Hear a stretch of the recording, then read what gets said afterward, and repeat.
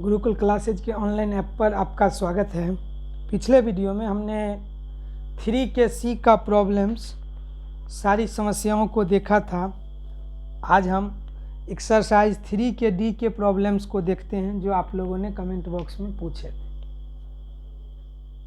चलिए, पहला क्वेश्चन आया है, क्वेश्चन नंबर 2 कहता है यदि a cube plus b cube plus c cube minus 3abc is equal to a plus b plus c into a square plus b square plus c square plus के a b plus b c plus c a हो तो के का मान क्या होगा? के का मान क्या होगा? तो हमारे पास ऐसा एक फॉर्मूला है, a cube plus b cube plus c cube minus 3abc बराबर होता है a plus b plus c into a square plus c b square plus c square minus a b minus b c minus c a. अगर आप दोनों को comparison करें तो ये सब मैच कर रहा है, ये पद भी मैच कर रहा है, ये पोर्शन भी मैच कर रहा है। अब ये पोर्शन मैच नहीं कर रहा, तो ये सब प्लस में है और ये सब माइनस में है। पहले हम इसको उस टर्म में अगर बदलें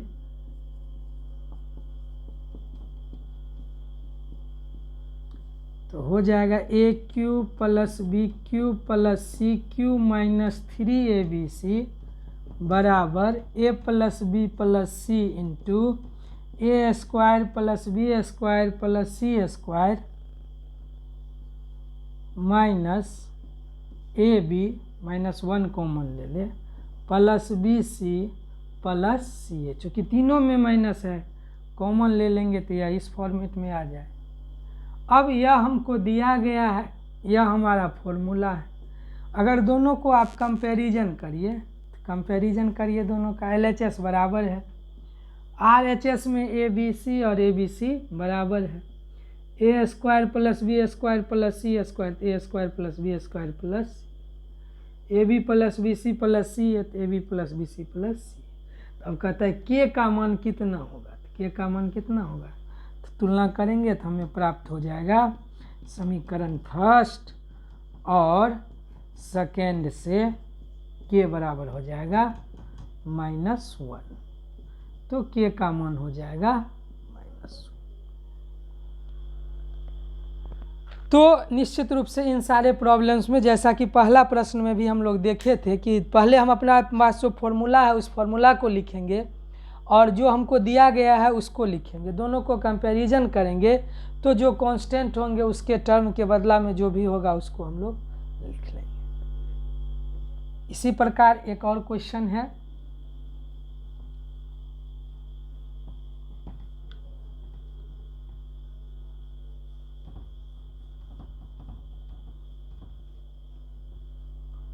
क्वेश्चन नंबर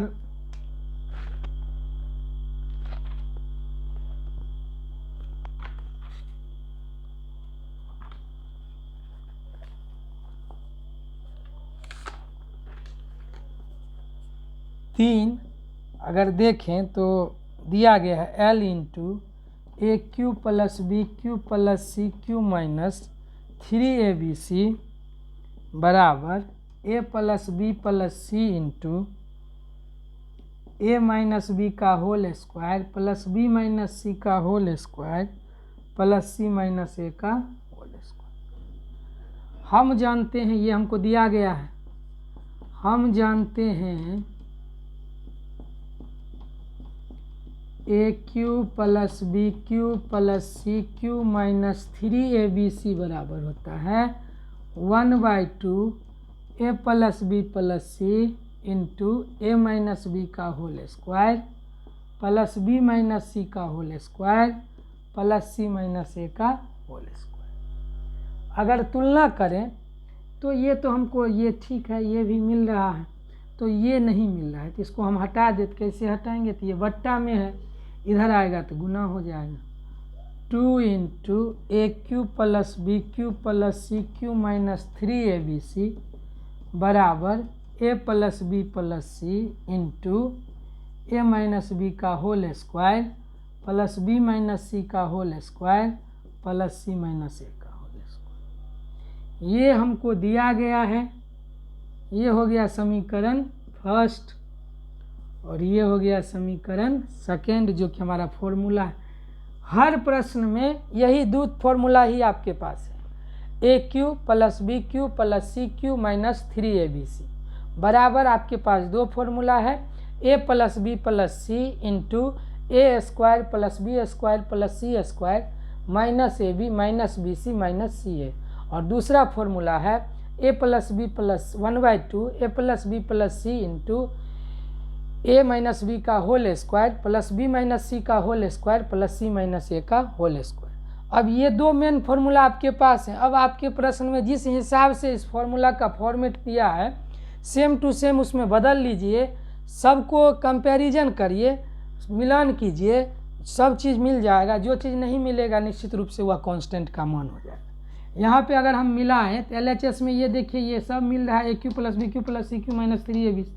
RHS में a plus b plus c a plus b plus c, ये टर्म तो पहले हम देखे थे मिल ही रहा है, तो बच गया यहाँ कांस्टेंट L और इसमें बच गया 2।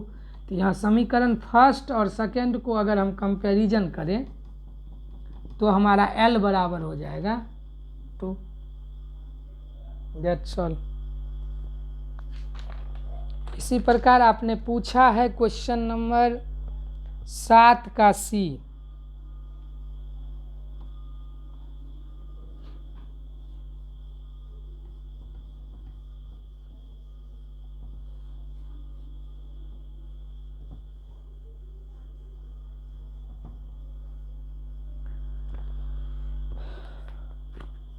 सात का C कहता है x cube plus 6x square y plus 12xy square plus 7y cube.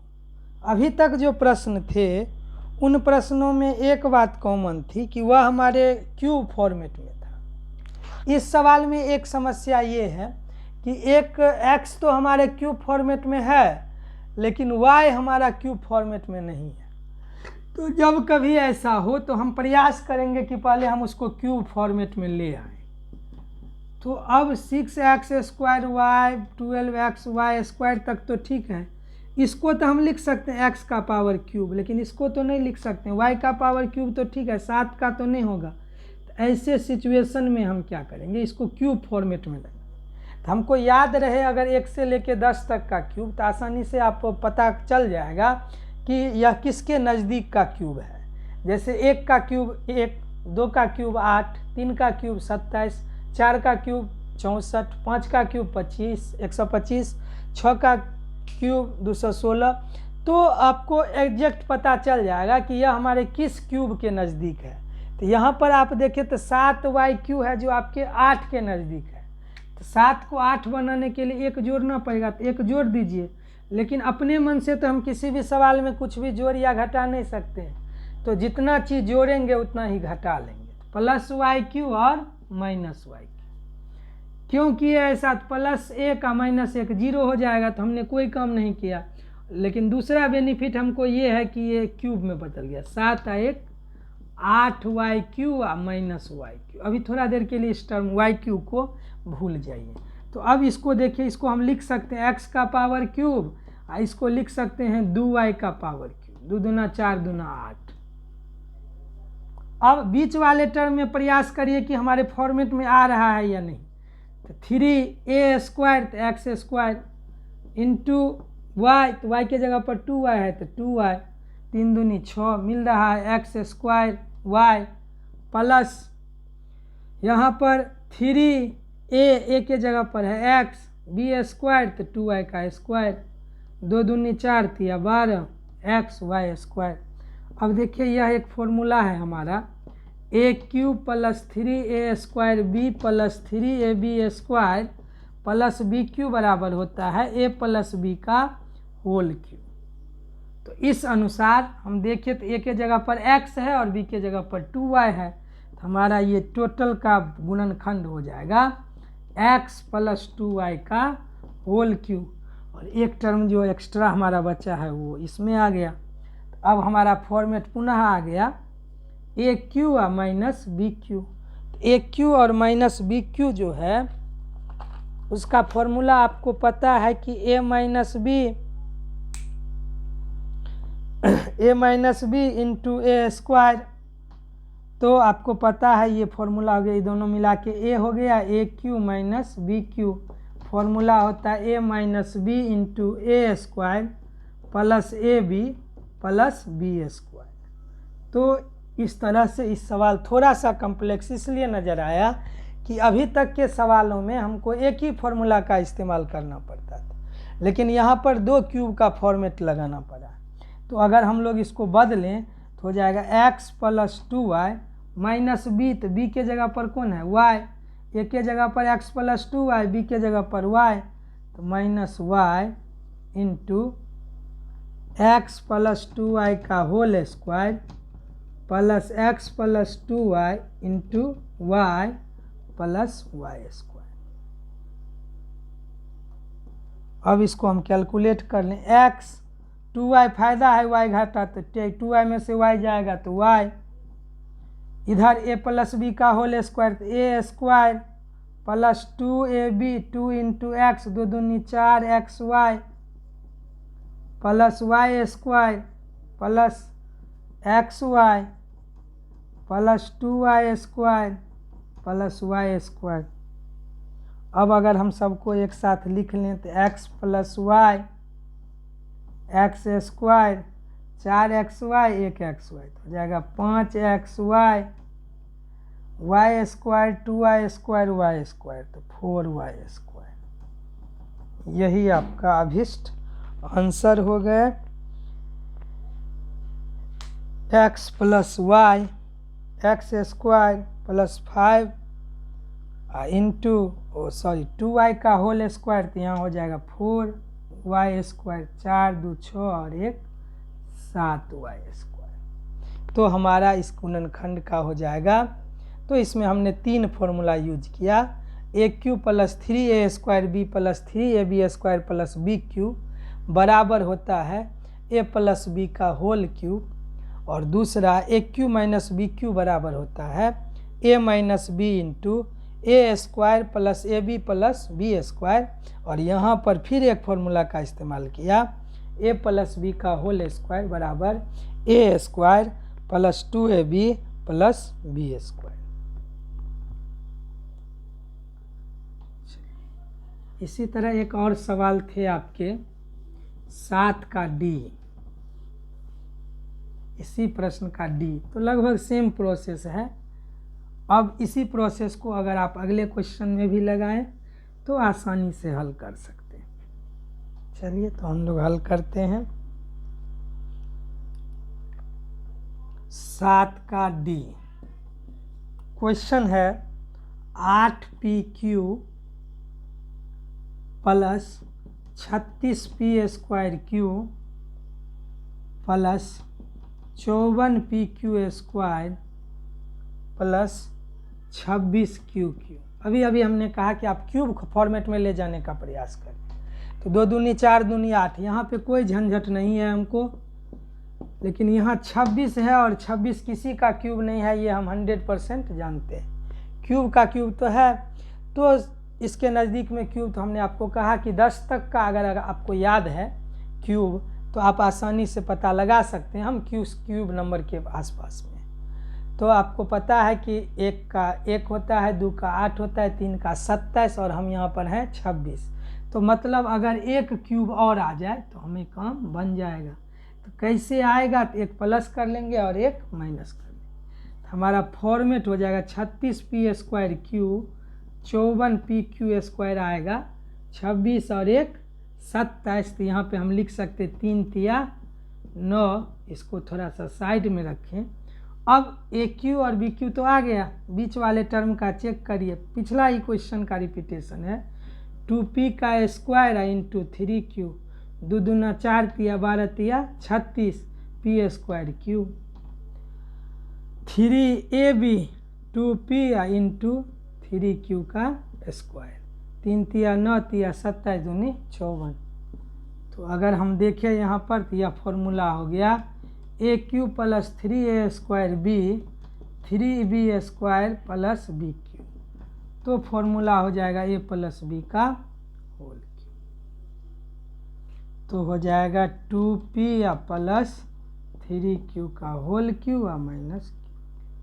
मतलब आपका फॉर्मूला हो जाएगा AQ minus BQ। A minus B A square plus AB plus B square.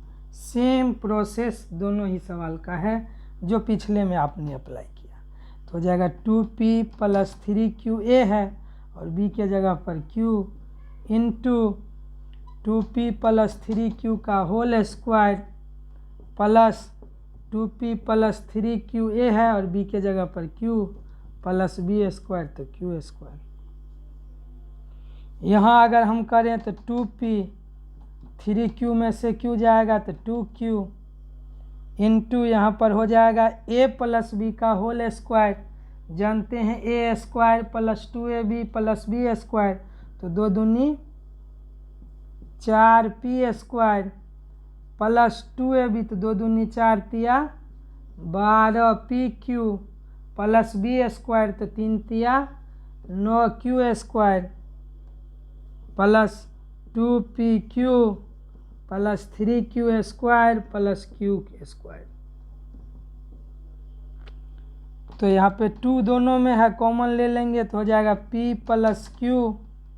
इसमें आ जाइए तो 4p स्क्वायर 12pq और 2pq कितना होगा 14pq 9 3 12 और 1 13q स्क्वायर।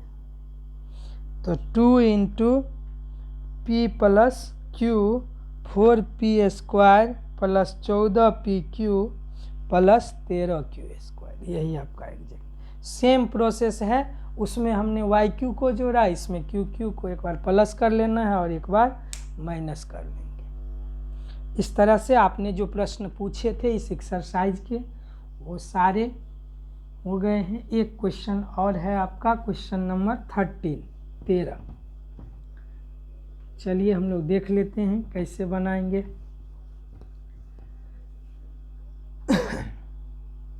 क्वेश्चन नंबर 13 में बचा हुआ है, दिया हुआ है x बराबर 265, y बराबर 267 और z बराबर 268। तो हमको कहता है निकालिए x cube plus y cube plus z cube minus 3xyz। तो इसको निकालने का तो आपके पास 2 फॉर्मूला है, a cube plus b cube plus c cube minus 3abc बराबर होता है a plus b plus c into a square plus b square plus c square minus a b minus b c minus c a. लेकिन उस formula में बहुत गुना करना पड़ेगा। अगर आप हल्का आसानी से चाहते हैं तो दूसरा फॉर्मूला का इस्तेमाल करें, बनेगा उस फॉर्मूला से भी। लेकिन इसमें चूँकि माइनस है 1/2 into a plus b plus c into a minus b का whole square plus b minus c का whole square plus c minus a का होल स्क्वायर। चूँकि इसमें माइनस है तो उतना गुना हमको नहीं करना पड़ेगा। तो हो जाएगा 265 प्लस 267 प्लस 268 इंटू 265 माइनस 267 का स्क्वायर प्लस 267 माइनस 268 का स्क्वायर प्लस 268 माइनस 265 का। तो अगर हम लिखें तो 1/2 इंटू 7 5 12 8 20 का 0 हासिल 2 6 7 6 6 12 6 18 का 0 हासिल 2 2 2 4 2 6 2 8।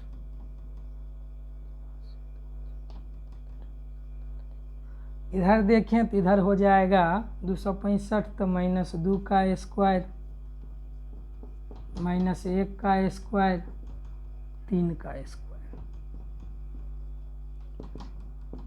हो जाएगा 400 2 दूना 4 3 तिया 9 9 4 13 1 14 1400 चौके 5600। ऐसा ही कुछ सवाल है अगला।